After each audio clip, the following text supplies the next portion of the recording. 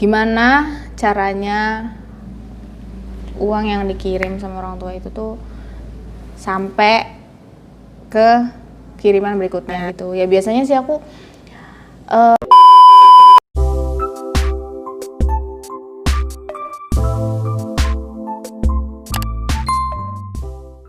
kita mau nanya nih, selama jauh dari orang tua, gimana sih untuk ngatur keuangannya sendiri? ya jujur aja sih, kalau pas awal-awal aku kan masih belum ngerti ya maksudnya tuh ngatur keuangan tuh sebenarnya tuh gimana. Tapi ya sekarang mah ya gimana caranya uang yang dikirim sama orang tua itu tuh sampai ke kiriman berikutnya gitu. Ya biasanya sih aku dipisah, uang yang buat makan berapa itu tuh dipisah, jadikan satu uangnya. Karena kebiasaan aku itu orangnya kalau uang dijadikan satu tuh antara uang jajan sama uang makan tuh akhirnya tuh jadi satu gitu kan. Terus uang ongkos buat ke kampus atau kemana gitu dipisah. Terutama uang buat bayaran itu tuh juga harus, terutama itu tuh harus harus didahulukan dulu sih. Terus uang jajan, biasanya sih uang jajan ya nggak begitu banyak dibanding uang makan. Setelah transfer itu pasti dibagi-bagi ya? Iya, langsung dibagi-bagi sih. Misal kadang juga kan orang tua ngirim itu nggak sekaligus sepenuhnya yang buat 1 bulan itu, karena kan nyicil. Nah ya kita tuh gimana caranya itu tuh buat misalkan buat 2 minggu dulu misalkan gitu. Tapi kamu lihat nggak pengeluaran kamu berapa setiap harinya, dicatatin nggak? Kalau lagi rajin sih dicatat. Kalau enggak sih ya misal kayak uang makan sih, lebih ke itu, lebih sering dicatat uang makan. Pernah nggak kamu kekurangan gitu? Maksudnya belum sampai ke transferan berikutnya tapi udah kelapakan gitu? Pernah. Kalau tiba-tiba kayak ada kebutuhan kepepet banget itu tuh aku tuh ya Allah ya udahlah gitu. Terus solusinya gimana tuh? Ya terusnya, tapi kalau seandainya masih bisa diatasi walaupun uangnya sedikit ya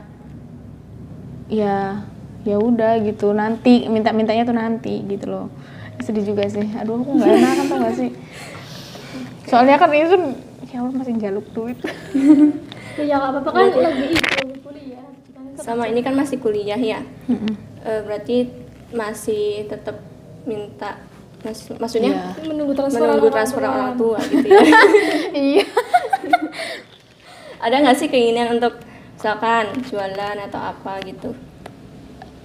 Ada banget, cuma aku nggak gimana ya, masih belum paham mulainya tuh dari mana gitu. Dan aku kan orangnya tuh malu, gimana ya, kayak belum berani gitu. Ya sama aja sih malu ya kan.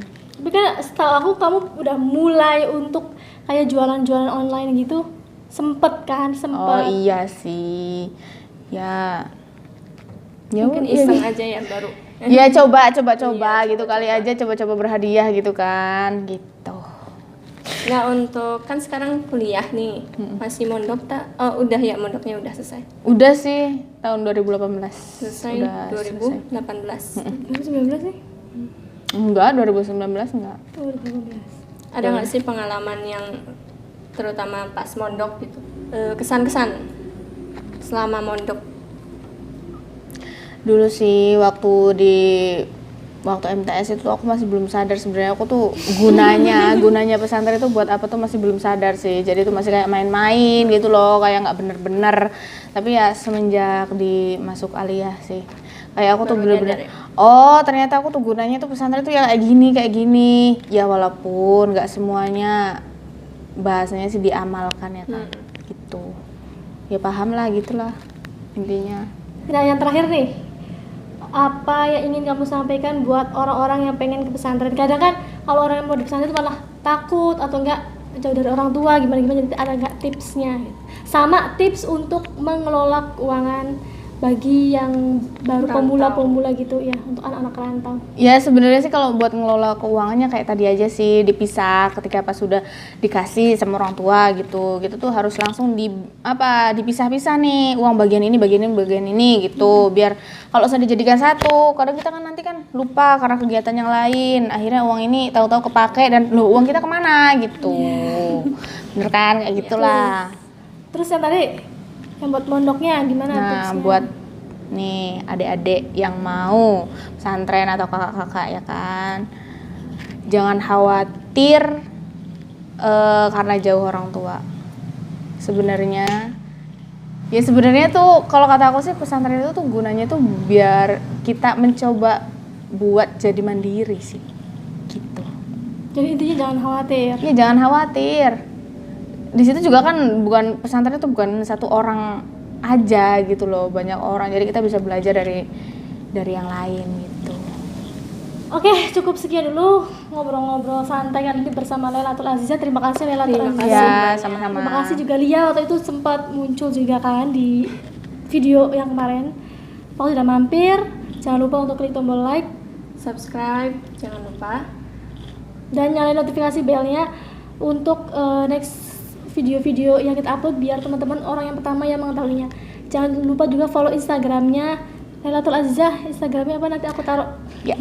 Sama dia boleh nggak? Apa nggak Boleh usah? dong. Oke, nanti aku taruh juga Instagram mereka berdua. Ya. Terima kasih. See you di next video. See you. Bye. Bye.